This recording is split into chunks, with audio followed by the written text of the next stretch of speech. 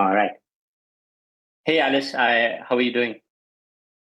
I'm doing well. It's right on lunchtime here in Singapore, so it's a perfect time. I've just had lunch and I'm ready to get started to talk all things measurement.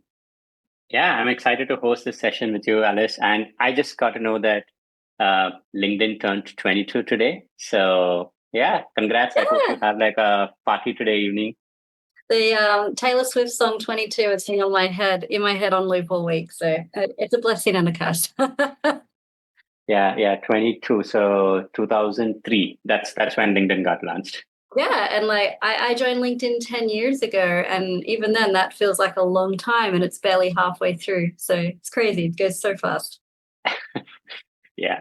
Uh, all right. I think we've got enough people, so probably we can get started now. Hey everyone, really excited to have all of you do attend this session today.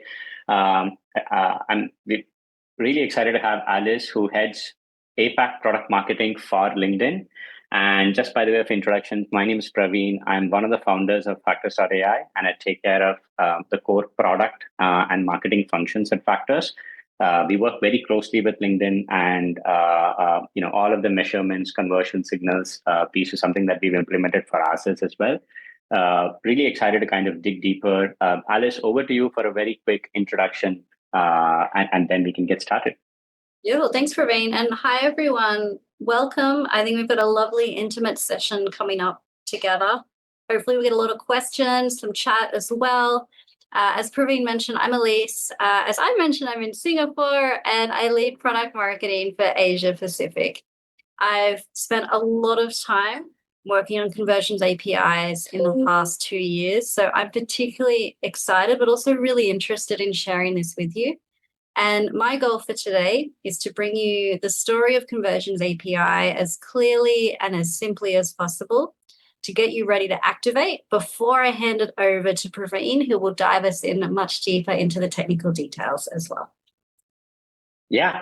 And as most of you would know, Conversions API is one of the newer sort of offerings from LinkedIn with respect to the campaign optimization functionality. And I'm sure all of you have questions regarding both what that functionality does today and what is its evolution in future. And we could not, find any other person better than Alice to talk about all of this today. So please feel free to share all of your questions. We'll ensure that we cover all of it through the session.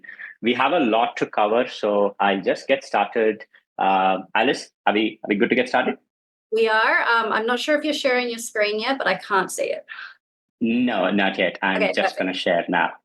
Uh, all right. Okay, 1 second. Yep. I Yes. All right. So as Alice mentioned, we'll be covering everything related to how to unlock better conversions from LinkedIn by leveraging Conversions API and how that helps you measure your campaigns better.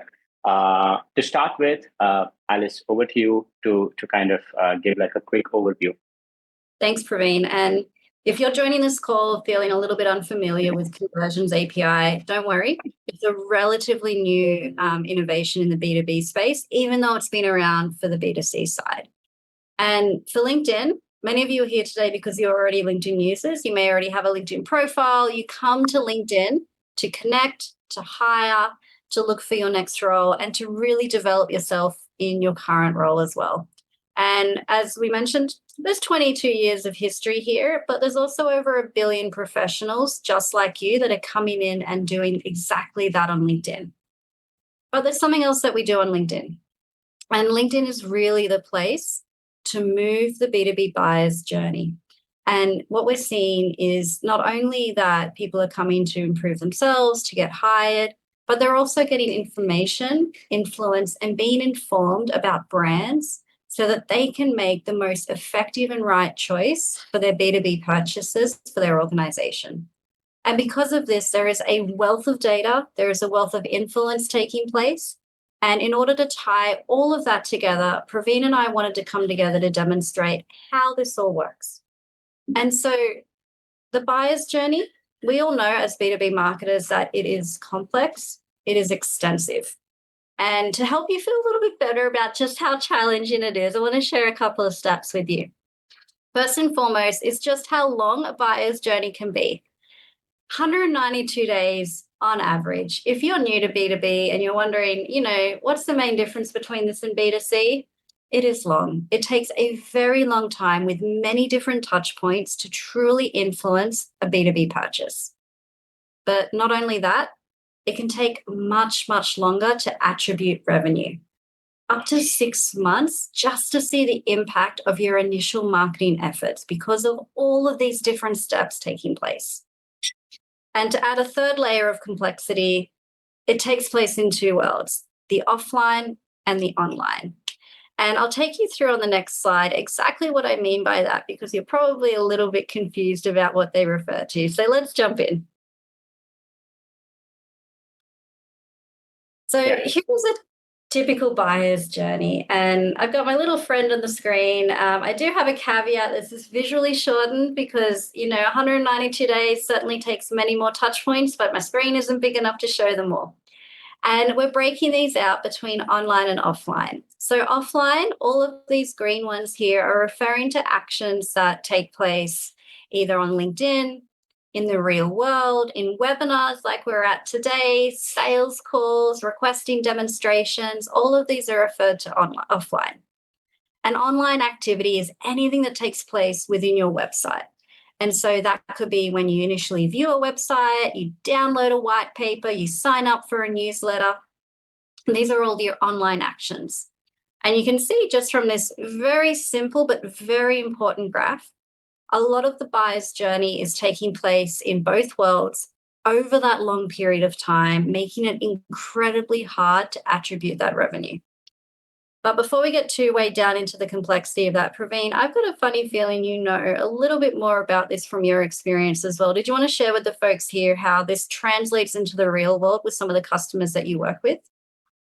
Yeah, so completely agree with you on all the 3 points that you mentioned, right? One is the long sales cycle. You need to influence multiple stakeholders to get the initial interest, and then doing the deal itself or closing the deal again takes much longer, especially if you're selling an enterprise product with, let's say, 100K plus price tag, right? And obviously the fact that the touch points are spread across offline and online sort of journey points. The challenge I have seen, and we work with over 600 customers right now, some of them, as I said, selling like a 250K SaaS product to enterprise customers. The challenge I have noticed, though, is that whilst intuitively everyone appreciates this is easily understandable. Nobody would disagree that this is how the actual buyer's journey is. We've seen representations of this from Gartner and other research firms as well, which talk about how complex that buyer journey is, right? However, I am still surprised that in many companies, the measurement systems that they use, or I'd say more than the systems, the measurement frameworks that they use to measure marketing effectiveness, sort of insists on something like a online hand raiser inquiry coming in from a digital ad, right? So that entire aspect of the advertising that you're doing is essentially kind of helping you improve your brand presence. That's helping you improve the effectiveness of your sales outreach activities. It's I can't put a finger on why is it that's kind of like people understand it intuitively, but when it comes to measuring effectiveness of marketing, they're like, yeah, whatever happens there, it happens, but we still need marketing to deliver online form submissions or hand raisers almost immediately after an ad is seen, right? So that's something that beats me. I also feel that it's very strongly influenced by the marketing leaders at these companies and their own approach to marketing, right? And some of them very naturally understand this and they hence look at different sort of metrics to measure marketing. In the absence of that, the challenge is it's very hard to optimize marketing to drive these offline touch points, right? If you're only going to measure, I ran an ad, how many leads did I get? How many of them filled out a form immediately after clicking on an ad? You're kind of zooming in on like 10% of that journey and saying marketing has to deliver that, and that's the way I will evaluate budget and performance. But curious, Alice, what have you seen in your conversations with customers? So it's going to vary because on one hand, we're all under performance pressure. That's not a surprise. Where budgets are smaller, the expectation to create a lead faster is always there.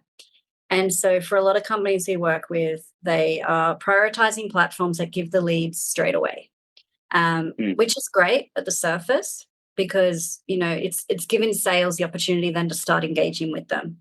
But where they're getting stuck is they're not converting, and those leads are much, much lower quality. And I think if you think about the previous slide and talking about a long sales journey, multiple touch points, B2B being harder, not just because it's fun to say that it's more difficult and to puff ourselves up, it genuinely is.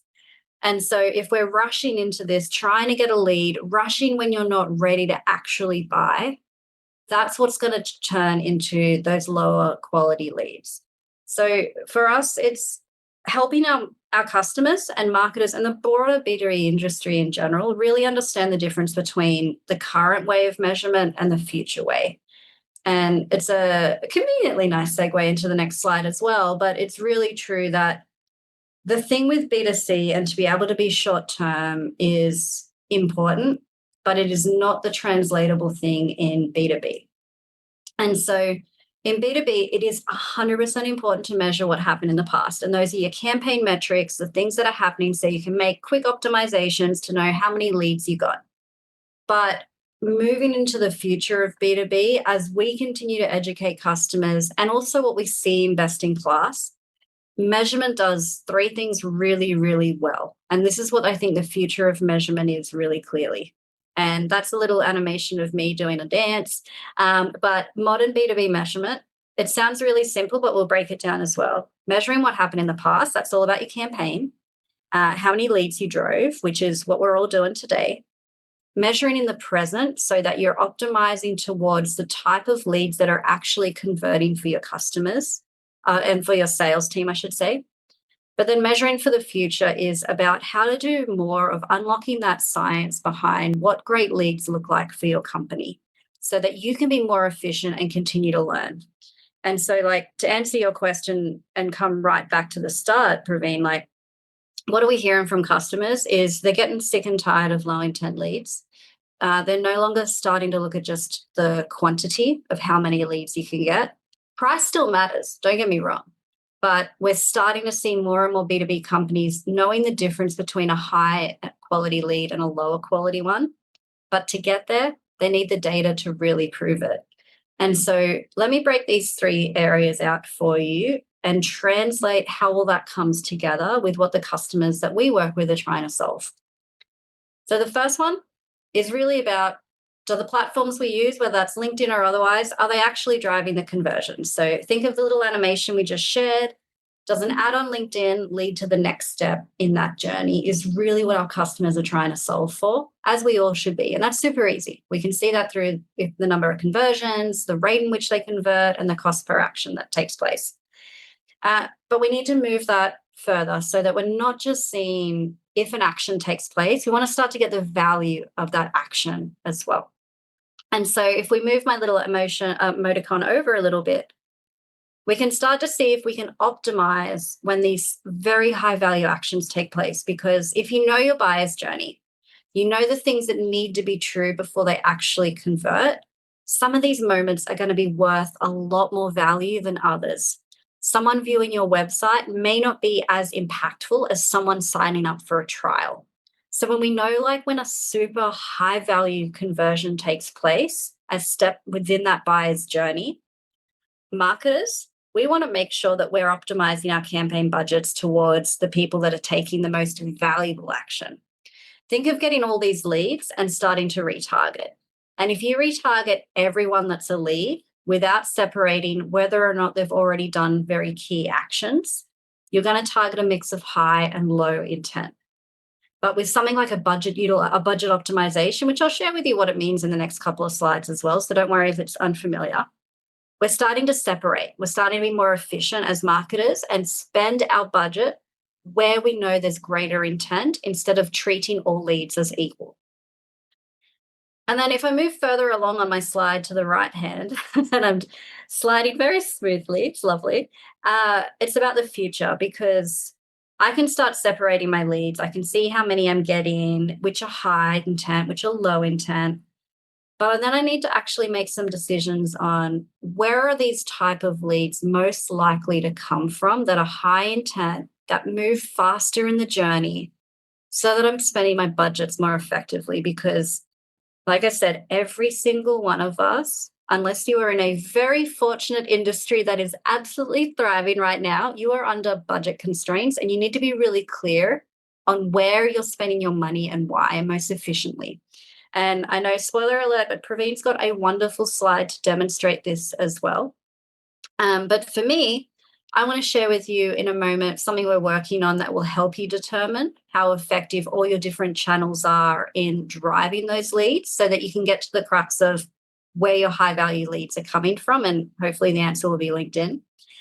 But at the last end of this animation is one that I am particularly both excited about, but really a strong believer in, which is knowing what looks like good based on your sales teams. How are they processing leads to determine which ones are the really good ones? The ones which convert faster, that drive higher deal sizes, that are more likely to convert. The metrics that your sales teams care about when they tell you what a good lead is, you as a marketer want to find more of them. You don't want to just keep sharing a mix of high and low quality leads.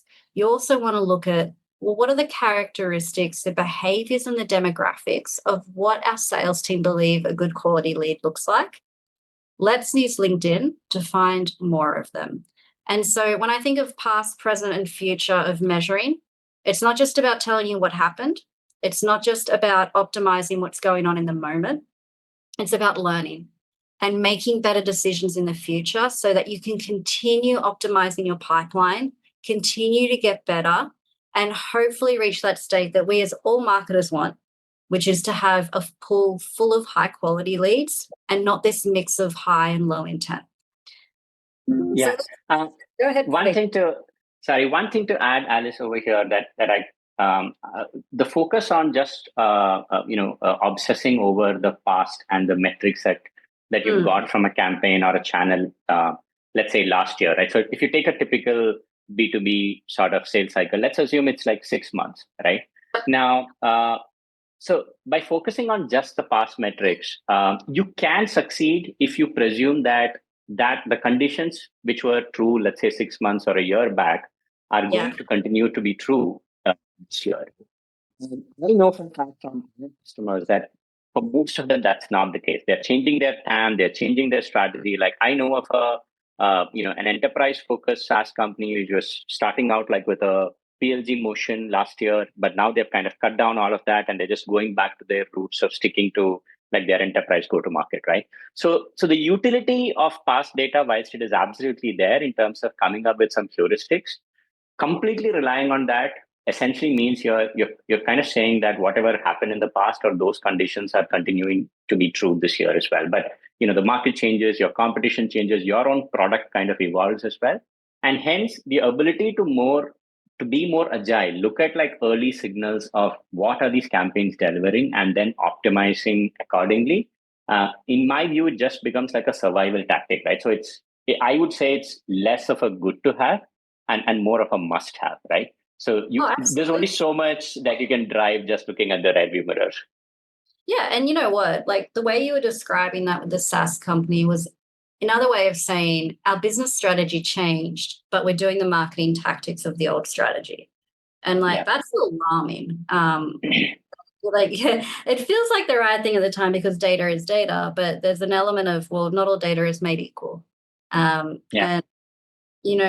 I dare say for a lot of us, whether you're a mid-sized company or a large enterprise as well, your strategies are changing a lot.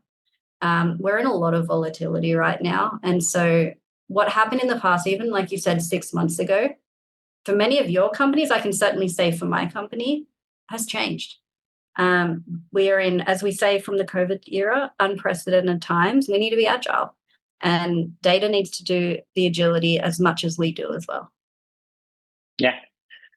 Just to move on then, Alice, over to you. Yeah, absolutely. So what does modern measurement look like? It's taking your data It's taking the signals all through your organization, which may be around the intent signals every time an action takes place, like that website visit, like that engagement on a LinkedIn ad, or the usage within your product, if they're signing up for a trial, etc. All of this premium privacy-centric data and connecting it within the LinkedIn ecosystem, which is all of the activity that's taking place on the platform, all of your marketing activity, but it's not a direct share.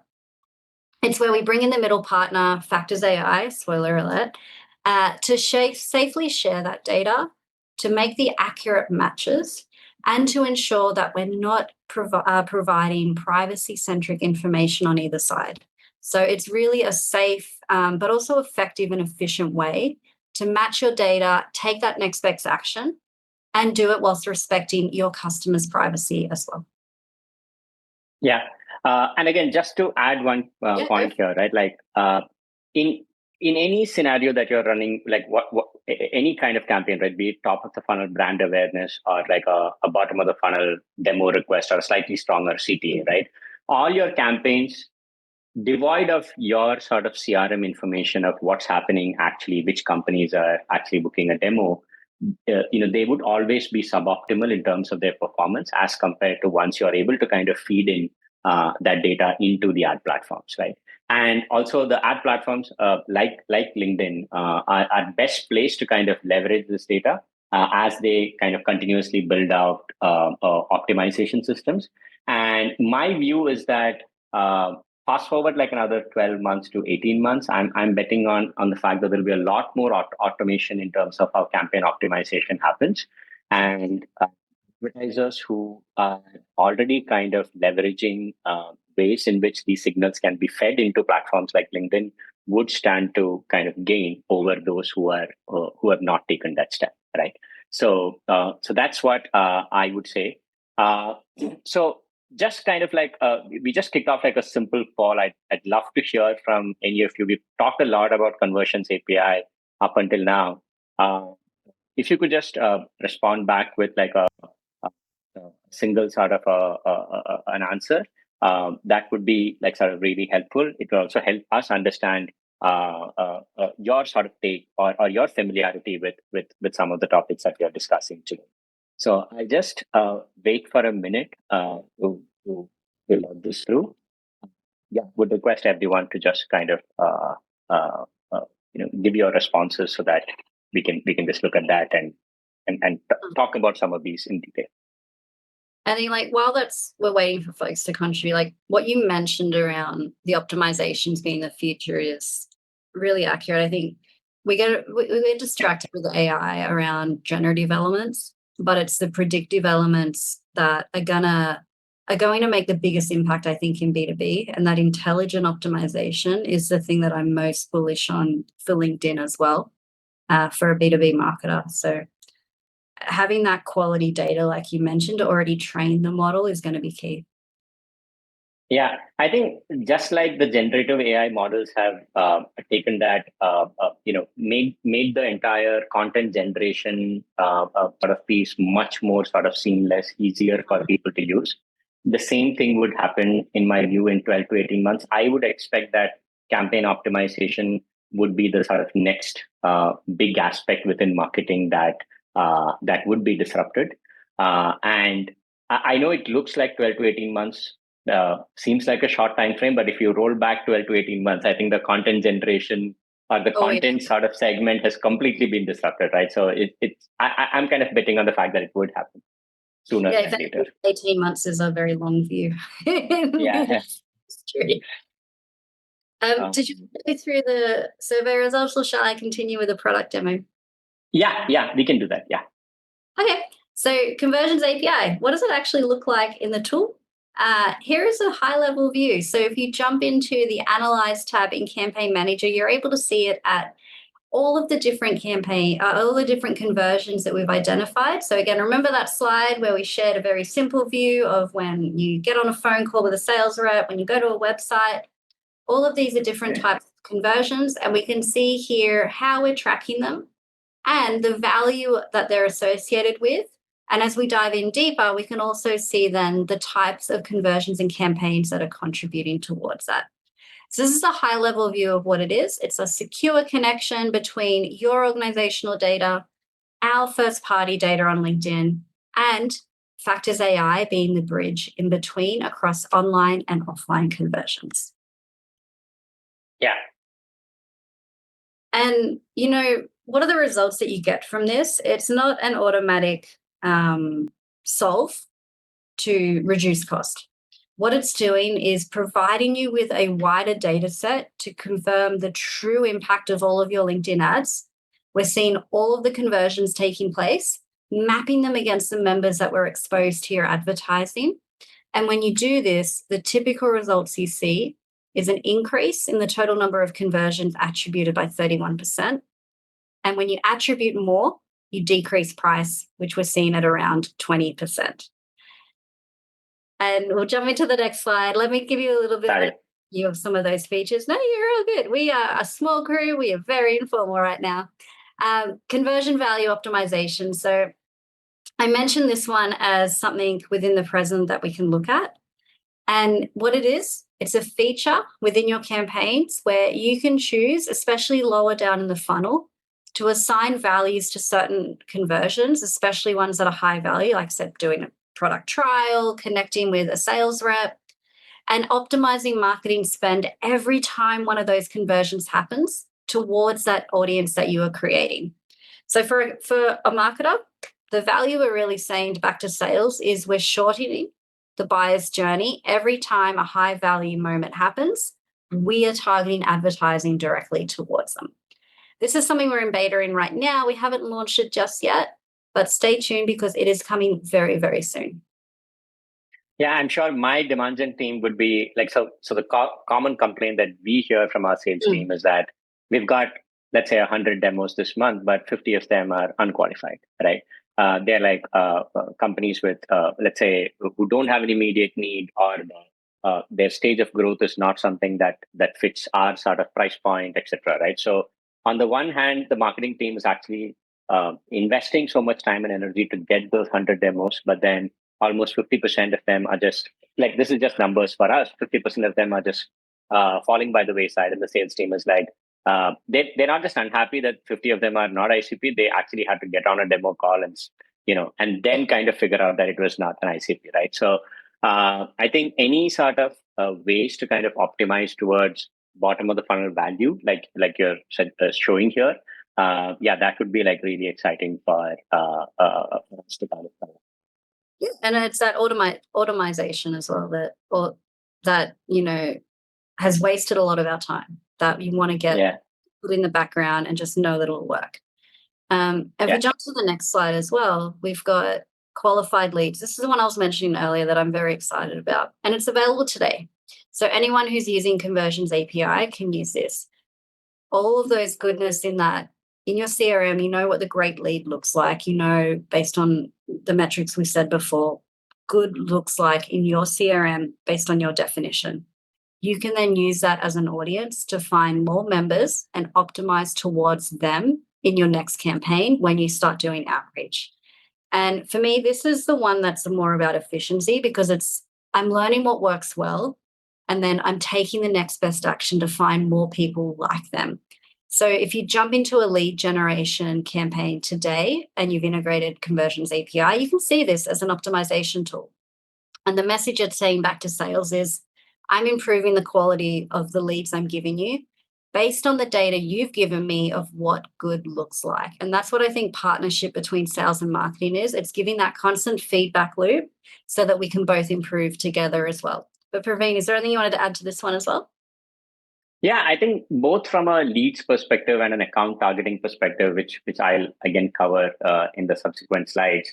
I think one of the major disconnects between sales and marketing is that sales teams would have a strong pulse of what's working for them, which persona is working for them, what type of accounts are actually responding to their outreach messages, and there is this doubt that the marketing spend though is not as targeted or not as aligned. Right. So that's more sort of broad.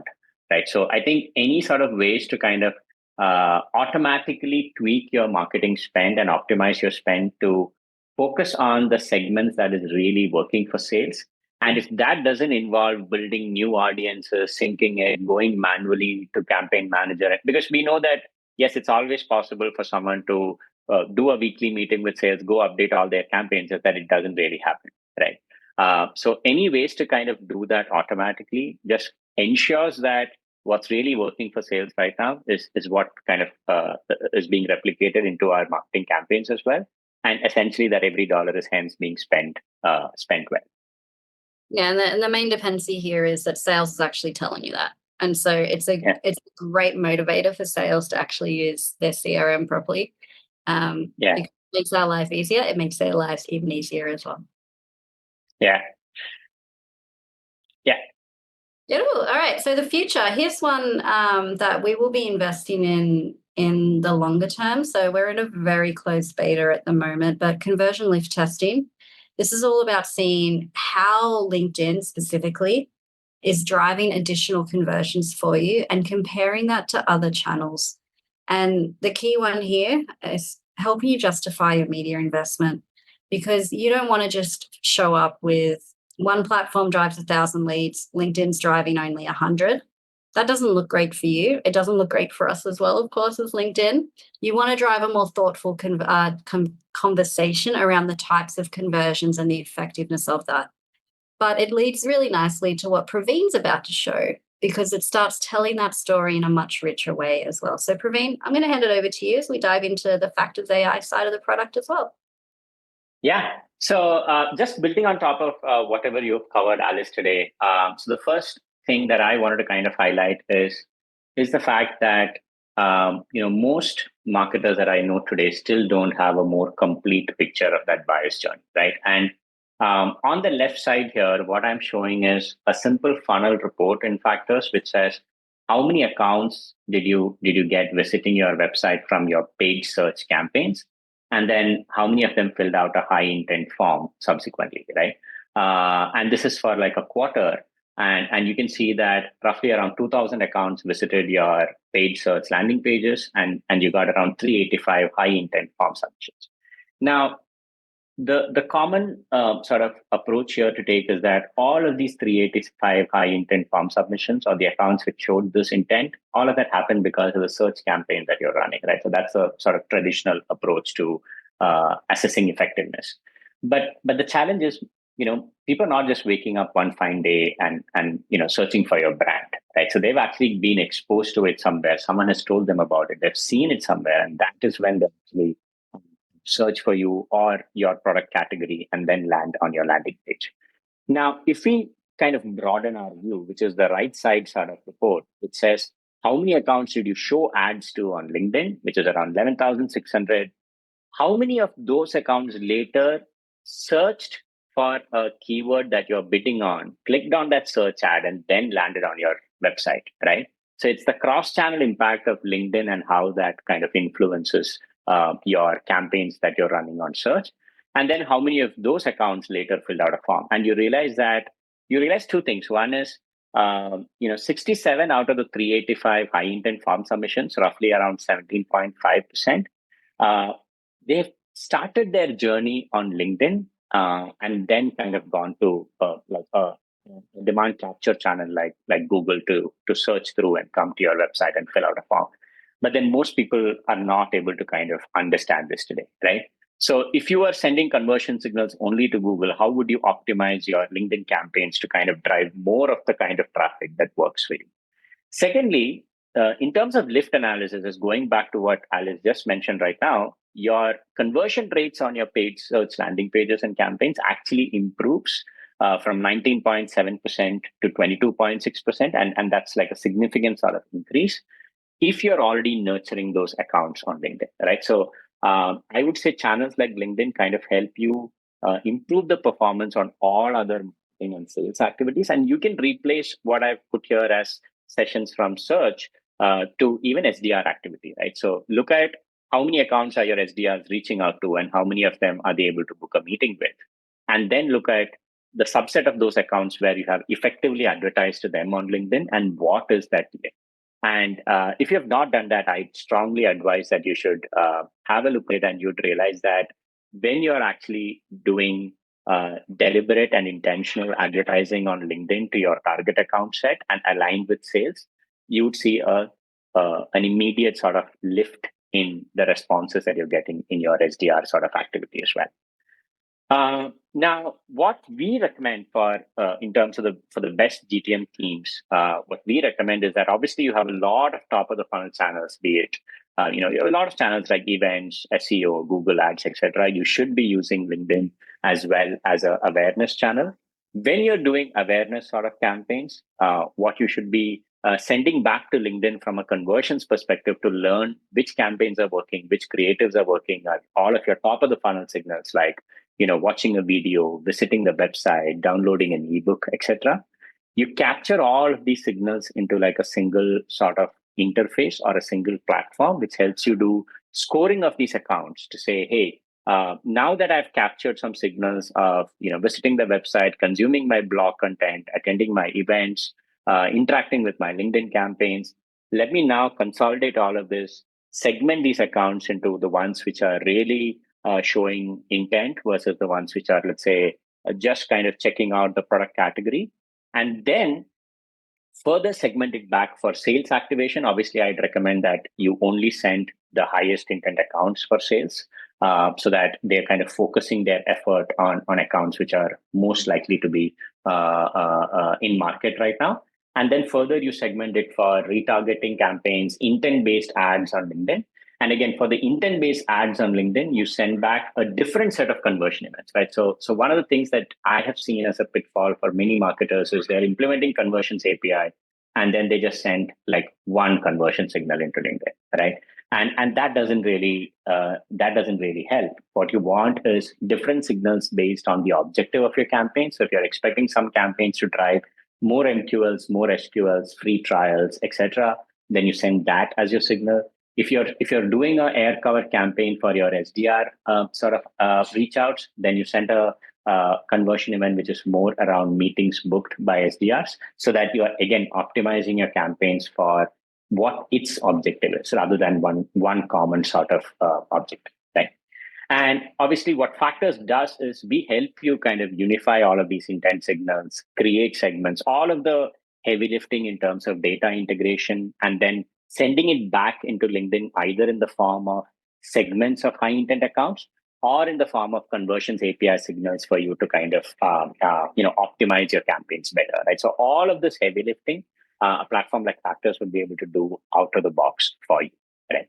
Now there are from a capability perspective, we have the ability to bring in all of your sales data, for example, the contacts that sales are engaging with, active sales opportunities, deals, the meetings that they're having, etc. We can bring in your product data. So if you're a SaaS product and you have like a freemium motion or a PLG motion, then we can bring in all the free trials, any sort of upgrade flows that you have in your product. We can actually kind of bring in that. So that data kind of comes into Factors as well. And then obviously the marketing data, which is more along the lines of LinkedIn ad views, G2 intent data, any sort of website activity, events, webinars, ebooks, all of that can flow into Factors as well. And we are able to kind of give you like a single consolidated sort of timeline, like the one that we have shown on the right side, which gives you all of these touch points along with milestones of when did that account become like a sales qualified account, when was it, etc. On top of this unified data, we allow you to segment these accounts either based on your PLG signals or the marketing signals or the sales signals.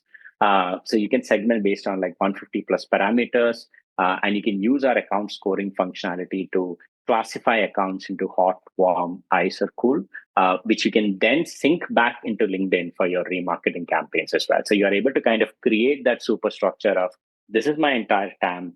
These are the 5% of accounts which are really hot right now because they have a lot of activity. This is the remaining, a broader segment of, let's say, 15% accounts, which are, showing some interest, but not yet for me to kind of, send it to the sales team, but I can always use them for the subsequent marketing campaigns. And then likewise for the remaining segments as well. Now, once you build these segments, what you're able to do from Factors is in a couple of clicks, you can actually send this back to LinkedIn. And this is where some of our campaign management functionality or auto optimization functionality for LinkedIn, you can actually leverage that. So one of the complaints that we constantly hear from our clients is that let's say they're running an ABM campaign for, let's say, 1,000 accounts. So they're running that campaign on LinkedIn. There is also like a sales reach out to the same set of accounts that are happening in parallel. And what they ideally want to do is ensure that the accounts which are actually showing some interest in terms of opening your emails or picking up the sales calls, they get to see more impressions on LinkedIn, right? So think of it as advanced sort of investment control, where you're saying that accounts which actually are showing a lot of interest to our sales team, we should immediately kind of boost the impressions to them on LinkedIn. And again, with Factors, you're able to do this in a matter of a couple of clicks without having to create new campaigns, new audiences, syncing those audiences, or downloading and uploading of lists. Everything happens instantly. So imagine you're able to mimic a workflow where your SDR is reaching out, somebody responds saying, hey, this is interesting, I'd like to talk. Automatically, that account starts seeing a lot more ads on LinkedIn, right? So that's what we are able to kind of do using our campaign optimization functionalities on top of LinkedIn. Lastly, because we're tracking all of this data going back, like the marketing signals, the sales signals, and the product signals, what we are also able to do is send all of these online and offline conversion events into LinkedIn. And you also get to avoid the reliance on cookies, ad blockers, etc., and ensure that you're sending maximum conversion data to LinkedIn for your right? Setting up CAPI on Factors takes like less than 2 minutes. I just very quickly swap over to like a video so this is how Factors looks like, and you go into workflows, create a LinkedIn CAPI workflow in Factors. And there are just 3 actions you have to do. You have to select the conversion signal, create a new conversion event from Factors into LinkedIn. And this can be something like meeting booked. As I said, it can also be high intent website activity as well. And then you just create the event. And then afterwards, you have to kind of map out some of the fields that LinkedIn needs to kind of automatically improve the match rate. So we take care of a lot of the heavy lifting in terms of ensuring that the match rate is high, but you can always give more information, which helps LinkedIn's algorithms ensure that they are matching the user correctly. So you can just pick up some of those fields from your CRM or from the forms that you have on the website. And we also do a lot of enrichment ourselves. You click on save and publish, and then automatically this conversion event will automatically be available in LinkedIn. So if you see here, you would see that meeting booked is a new conversion event that has come up, right? So literally, it's a matter of like 2 minutes to kind of set it up. And we've tried to make it as seamless as possible so that you don't have like technical dependencies. You don't have to speak to developers to kind of get it done. All of that heavy lifting is taken care of. Now, under the hood, what we are doing is we are ensuring that the email address is captured, the LinkedIn click ID is captured, from your CRM, the first name, last name, the formatting of that, the timeline of the conversion. All of this is kind of sent to LinkedIn in a way where your match rates are the highest, right? And there are a lot of other intricacies around deduplication of events, etc., which we actually kind of take care of when we are working with customers, right? Literally in a matter of like 2 minutes, you should be able to start sending these conversion signals back into LinkedIn. We already covered why that is important and why I feel that the advertisers who win in the future would be the ones that are like not super smart when it comes to optimizing campaigns manually, but the ones who actually are super smart in terms of having a proper blueprint of how to send conversion events back. What do we do for ourselves at Factors, right? So we invest quite significantly in LinkedIn as well. And what we do is we have a pretty elaborate sort of set of conversion signals that we send. And I share this as a blueprint for all our customers as well. So if nothing else from this call, I'd suggest that even if you could implement something like this, however you would do it, I'd say that would be like a great step forward. So from a top of the funnel perspective, we send things like, if somebody spends more than 60 seconds on our website, for me, that is a win, right? Like they've already, consumed our content. We have left a brand impression. If they play our video and they consume more than 50%, again, like a big win, right? Signing up for our webinars, ebook downloads. So that again becomes like a signal from a top of the funnel perspective. Middle of the funnel are more around like, are they checking out your interactive demo, or are they, going to your demo page, looking at your case studies pages, etc., or checking out your pricing page and your FAQs, or even like sort of legal documentation, things like that, which shows to say that they moved from a stage of broadly considering your product or category to actively evaluating you against other competitors, right? So that's like your middle of the funnel sort of conversion events. And bottom of the funnel is around demo booked, free trial signups, meetings completed, in product upgrades, anything like that you would want to kind of send. It could also be like opportunities being created, etc. But I've still tried to keep it as more high volume sort of signals. So these are the kind of signals that we send to LinkedIn, and we use these signals to optimize our top of the funnel and bottom of the funnel campaigns. We've done that for a lot of our customers as well. So at last count, I think we had like around 100 plus customers leveraging the Conversions API integration through Factors, and getting a lot of success. And I'd like to talk about one of these customers, Alan. They are a Middle East-based player in the payments industry. They're Y Combinator backed company. They are up and coming in that fast evolving category of payments, expense management, and corporate credit cards in general.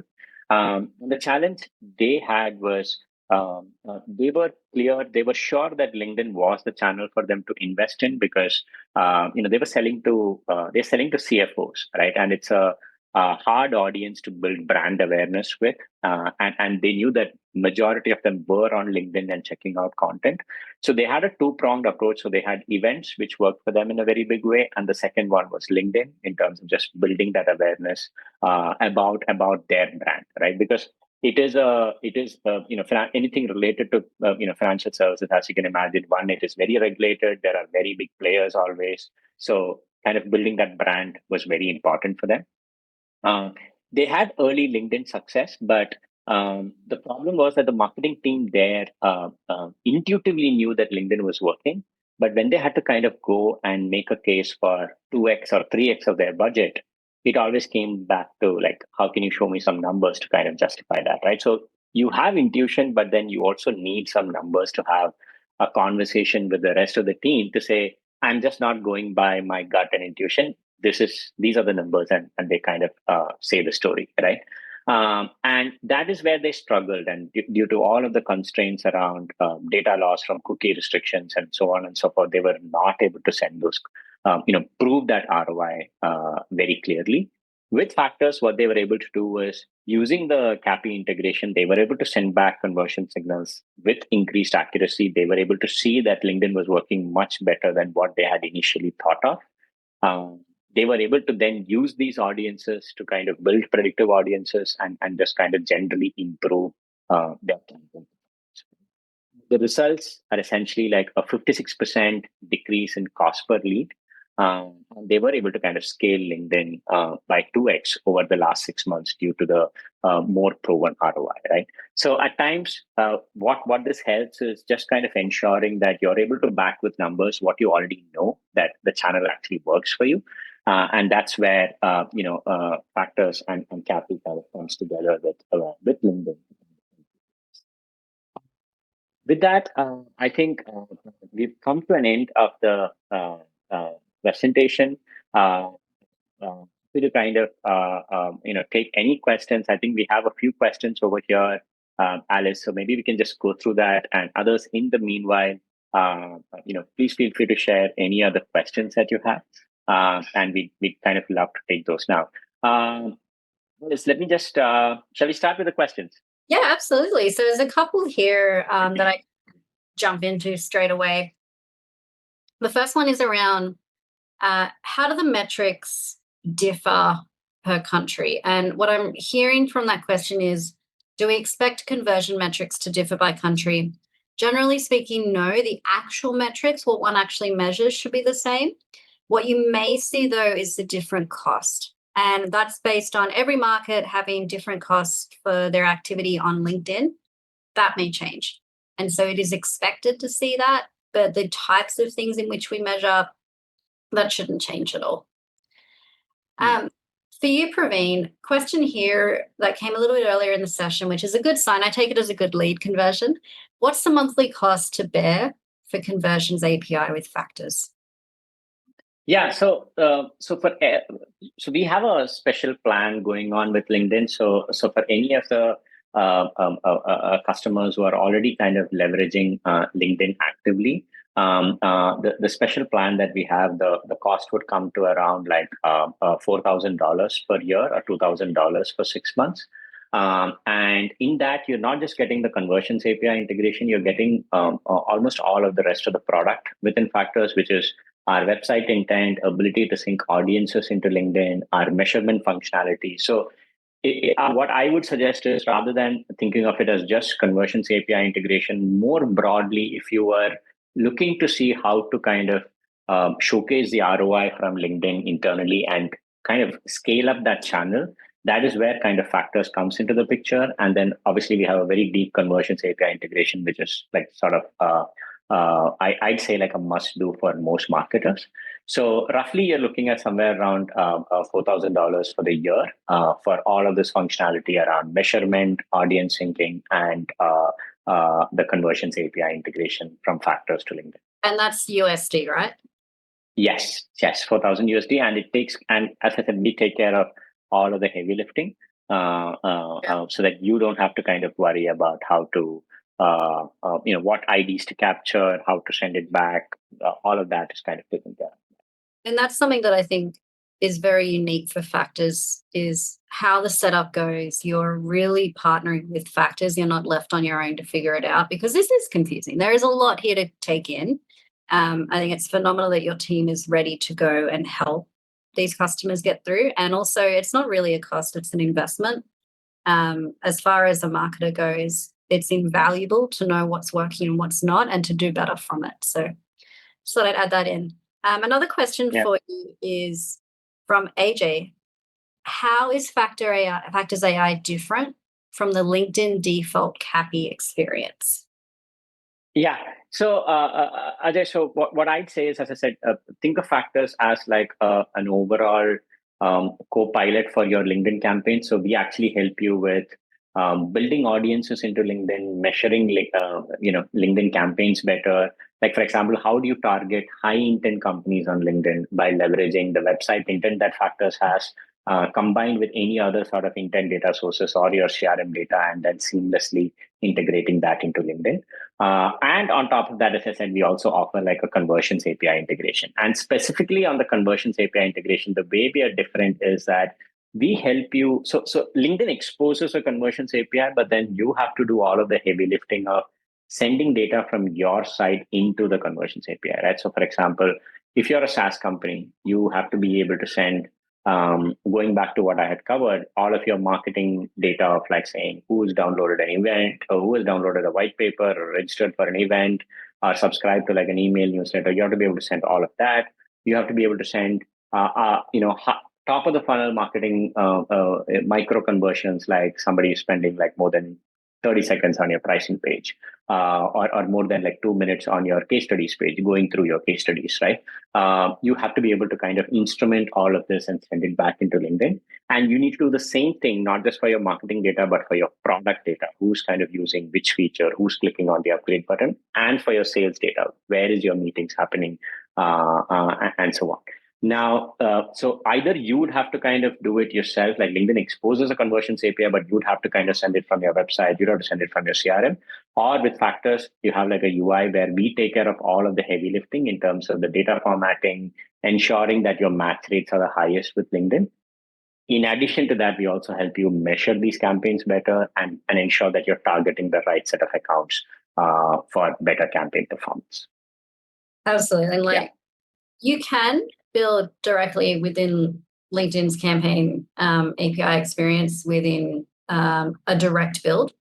That's a huge technical lift. And then you need, like Praveen said, consolidate all these different signals into one place and then maintain it. Something like Factors is the perfect solution to do all the heavy lifting, simplify it down, and also make those recommendations of what to do next. So the outcome's still the same. You still get to see everything in Campaign Manager, But the way in which you get there is significantly more effective and more efficient if you go through Factors AI as the bridge to bring all your signals together. Yeah. Alrighty, we have a question here around how Conversions API is able to reduce the cost per lead. And I'll take this one to start with, and then if you want to add on, Praveen. So there are two ways using Conversions API will reduce your cost per lead. On one hand, it's about giving you a broader set of data, because we know when we're understanding what the cost per conversion is, we need to see the total number of conversions taking place. Without Conversions API, we can only see a smaller subset of conversions that take place if we've got a websites tag or if we manually upload things via a CSV as a conversion. Conversions API gives you the broader full list, so that we're now doing the maths to figure out what the cost per conversion is of your budget and the broader list of conversions. So naturally, the simple maths is going to bring down the cost per conversion because we're comparing the full set. That's one side. The other side, though, is based on that learning. Your conversions, your cost per conversion can go down over time because you're understanding who is the most likely to take an action, and you're being more efficient with your media budget. So there's no wastage. When you combine the two of those together, broader data set to actually analyze where those costs are coming from, and then look at the actual opportunities to optimize, that starts bringing things down significantly because you're doing much smarter, more effective marketing. But Praveen, what would you add to that? Yeah, so I'll just take the first part of it, which is just the fact that you're missing out probably on a lot of conversions today and undercounting the impact of the channel, right? So let's take something like let's say you have a demo as a primary conversion action, and you're today measuring that through an insight tag which I've implemented on a thank you page, like post a demo form submission, which is the most common implementation that I've seen. What happens to all of those members on LinkedIn who saw your ads, who engaged with your ads, and then rather than coming to your website and going to the thank you page, they just reply to like a sales email and book the meeting there, right? Like they didn't go to like your website. They just said, "Hey, I'm free at this time. Do you want to shoot over an invite?" And that happens. That happens even now for me. In all of those cases, and I just took one specific example, all of those cases where people don't follow that conversion path that you um, stitch together, but they kind of come in through some other ways. All of those conversions are typically being undercounted, and I'd say that if you consider all of that, you're definitely looking at least like a 50% boost to the number of conversions that you can track. Once you implement Conversions API properly, right? And then obviously all of the advantages that Alice mentioned around optimization functionalities, around qualified leads, budget management also come into the picture. And I'm presuming this is an area that LinkedIn will continue to invest in for future as well. Beautiful. Praveen, we are about 1 minute left of the session. Would you like to bring us to a close? Yeah. So Alice, thanks a lot for doing this session with me. It was really helpful to understand how LinkedIn is thinking about the platform and what is the future of Conversions API as well. Really excited about the qualified lead optimization and conversion lift testing functionalities. And to everyone on the call, thanks a lot for listening in. And I think I'd say one thing that I leave you with is I genuinely believe in the next 12 months that the advertisers who stand to win would be the ones who signal best back to these platforms. So however you would choose to do it, whether you choose to do it directly through any other sort of system, having a blueprint of these are all the conversion signals that are relevant for us, that are important for us, and sending that back into LinkedIn. I think that should be like a project that you pick up sooner than later. And then obviously we are here to help. Please reach out to me personally as well on LinkedIn. It's over to you. Yeah, I think you summed it up beautifully. And the marketers who are going to win are sending signals back. I think that is I couldn't have wrapped it up more better than that. But thank you everyone for joining. We had a phenomenal turnout. I am so grateful, Praveen, to be able to have this conversation with you as well, and look forward to the next one. Yeah. Thank you. Thanks everyone. Bye.